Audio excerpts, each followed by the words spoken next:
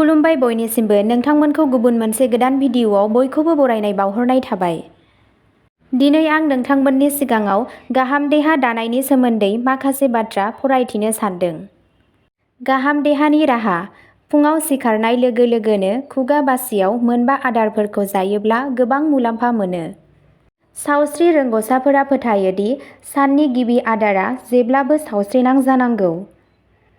फुङाव सिखारनाय लोगो लोगो नों गिबियाव बेबादि बेसाद जानांगौ जाहाथे नोंथाङा सानसे गोहो मोनदांनो हायो आरो गोबाव समसिम मोजाङै थायो।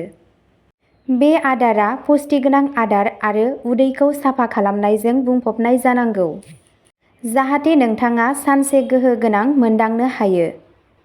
आयुर्वेदाव बासि खुगायै दै लोंनो आरो बेखौ जानो बोसोन होनाय जायो। गोबां मुवा बेसादफोर दं जायखौ उदै खालि जानायाव मुलाम्फा गोनां होनना मानिनाय जायो। दिनै जों नोंथांनो बेबादि मोनबा मुवाफोरनि बागै खोन्थागासिनो दं जायखौ नोंथाङा खुगा बासियाव जानांगौ थामहिनबा ब्रास खालामाजासे। आयुर्वेदाव बेखौ बुंनाय जादों दि बेयो जाग्रा खान्थिखौ साबसिन खालामो आरो देहाया गोबां मुलाम्फा मोनो। सेथियावनो दङ बेरे मोदैजों दै। फुंआव पुष्टिगोनां आदार आरो दै लोंनाया सावस्रिनि थाखाय मोजां होनना गनायनाय जायो। बेनि थाखाय बेरे मोदै आरो दैजों सानखौ जागायजेननो हायो। सामुससे बेरे मोदैखौ दैयाव गलायना लोंनांगौ। बेयो उदैखौ स्रां खालामगोन आरो गोहोनि थाखोखौ गोजौआव लाखिगोन। गिबियाव बासि खुगायाव बेरेमोदै आरो दै लोंनायाबो गोबां बेरामफोरनि खैफोदखौ बाङाइ खालामनो हागौ। नैथियाव दङ गुर आरो दैनि मुलाम्फा। गुरखौ सावस्रिनि थाखाय जोबोद मुलाम्फा गोनां होनना मानिनाय जायो। फुंनि समाव उदै खालियाव गुर जायोब्ला बेयो गोबां मुलाम्फा होयो। नोंथाङा बासि खुगाजों गुर आरो गुदुं दैबो लोंनांगौ। बेयो देहायाव सानसे गोहो लाखिगोन आरो एसिडिटीनिफ्राय रैखा मोनगोन। जायफोरनाव हेम'रइडनि जेंना दङ बिसोरनि थाखाय गुर आरो गुदुं दैया जोबोद मुलाम्फा गोनां जायो।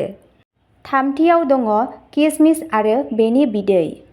जुदि नोंथाङा फुङाव सिखारनाय लोगो लोगो किसमिस जायोब्ला देहाया गोनांथार जाग्रा आदार मोनो।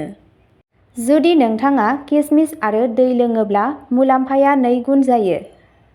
बेयो नोंथांनो गोहो होगोन आरो डाइजेशनजों सोमोन्दो थानाय जेंनाफोरखौ बोखारगोन। ब्रैथियाव दङ सिदोबनाय बादाम। माखासे सुबुंफोरा फुङाव सिखारनायनि सिगां मुथासे बादामखौ जायो। बासि खुगायाव सोमना दोननाय बादामखौ जानाया मेगनखौ मोजां खालामो आरो बिखाखौ मोजाङै लाखियो।